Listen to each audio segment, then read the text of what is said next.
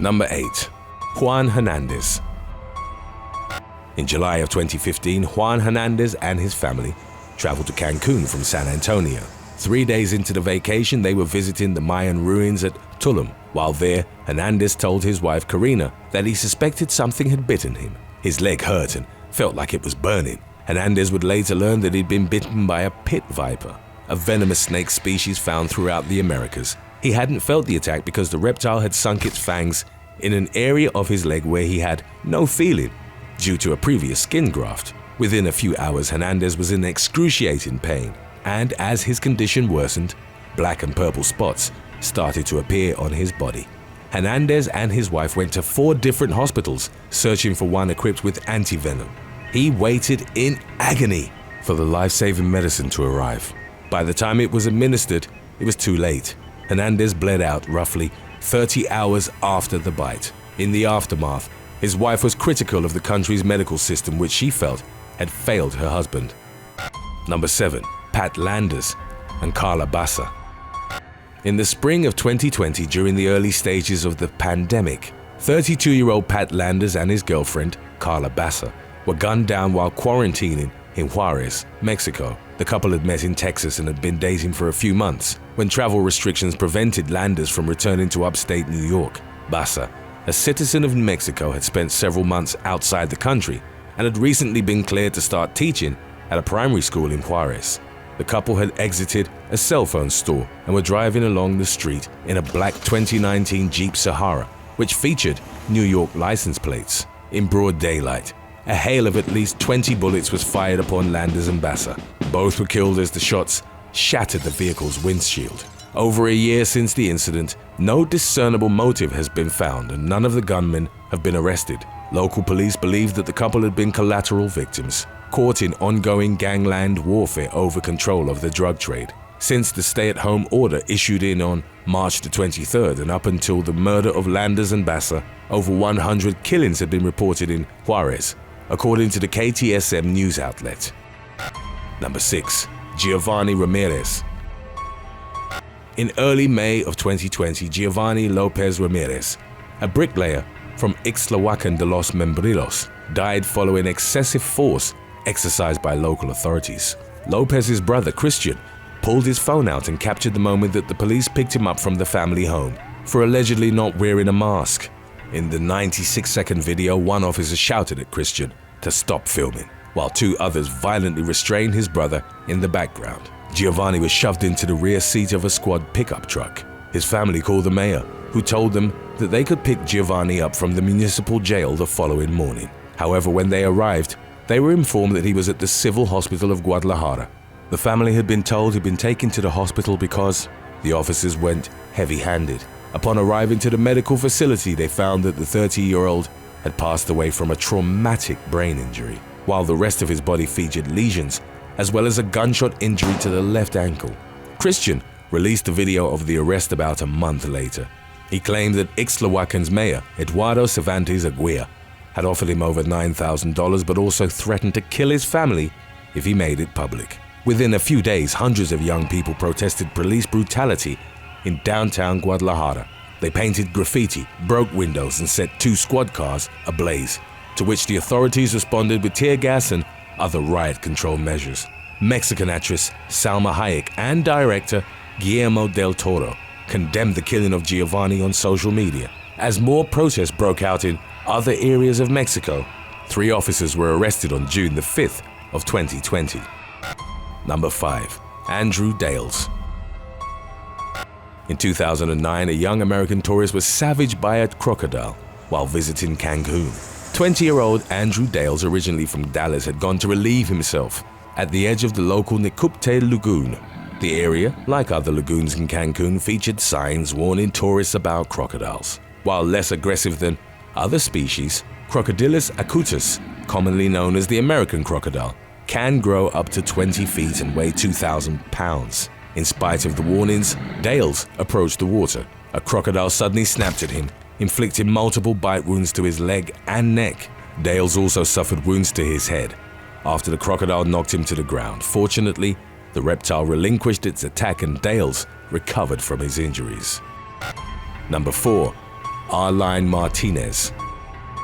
In early October of 2020, a young woman from Chihuahua was accidentally shot dead while filming a fake abduction video for TikTok. 20-year-old Arline Martinez had previously uploaded similar clips to the social media app, which featured her bound, blindfolded, and held at gunpoint. 10 or more people were reportedly present as the staged kidnapping was being filmed in the neighborhood of Rigoberto Quiros. Martinez and a second fake hostage were struggling while several men, role-playing as their captors, were pointing firearms and pretending to attack them.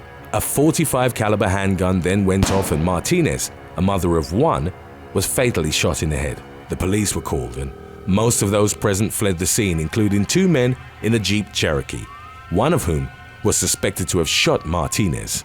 The state's attorney general theorized that the shooter had no idea the gun was loaded, but emphasized that the legal course would be followed, including identifying those responsible and determining the origin of the gun. Number 3. 1985 Museum of Anthropology heist. One of the biggest art heists in history took place in 1985 at Mexico City's Museum of Anthropology and History. It occurred in the early hours of Christmas Day, and the thieves took advantage of the guards being distracted. Against surveillance protocol, they were all in a single area of the museum drinking and celebrating Christmas Eve. The thieves jumped over the fence and entered the building's Mayan hall through an air conditioning vent. They emptied out several display cases and targeted the most valuable pieces. The thieves made off with 124 small Mayan, Aztec, Mixtec, and Zapotec artifacts, some worth millions of dollars.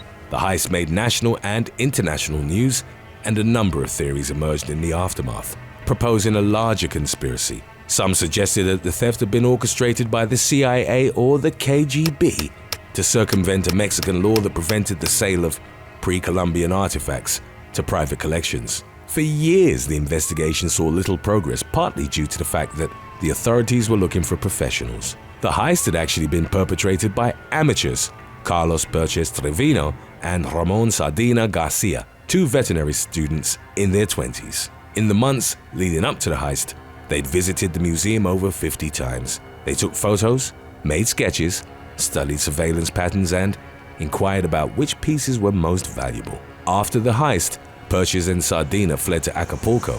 An attempt to negotiate the sale of the artifacts with a middleman would ultimately lead to their arrest in June of 1989. In spite of fears that they'd been smuggled out of the country, the vast majority of archaeological pieces were recovered. This topic was first requested by Aaron Adams and has been requested by many others since. Number 2. Andres Mendoza. In May of 2021, a man suspected of being a serial killer as well as a cannibal was arrested in Atizapán de Zaragoza following the disappearance of 34-year-old Reina Gonzalez.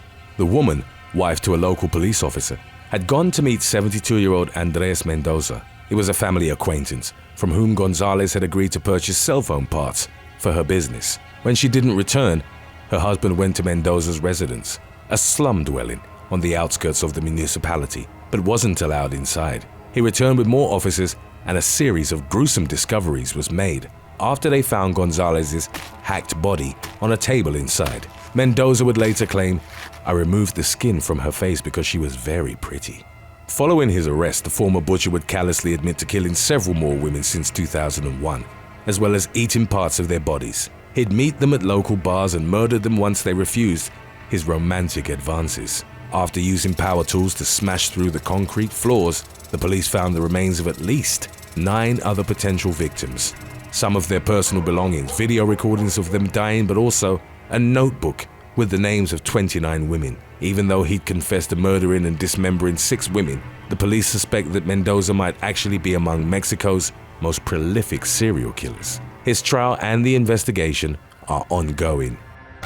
Number 1. Juana Barraza. Juana Barraza, known as La Mata Vajitas, or Old Lady Killer, was arrested in 2006 for a series of murders spanning 8 years. Barraza had grown up with an alcoholic mother. She reportedly traded Barraza for 3 beers to a man who abused her and by whom she became pregnant with a son. Later in life, Barraza developed a strong interest in lucha libre, Mexico's variant of professional wrestling, fighting under the name Lady of Silence. Her activity as a serial killer began in the late 1990s. By Barraza's own admission, the trauma of her upbringing influenced her victim selection, all of whom were women aged 60 or over. She gained their trust, often posing as a government official offering welfare programs.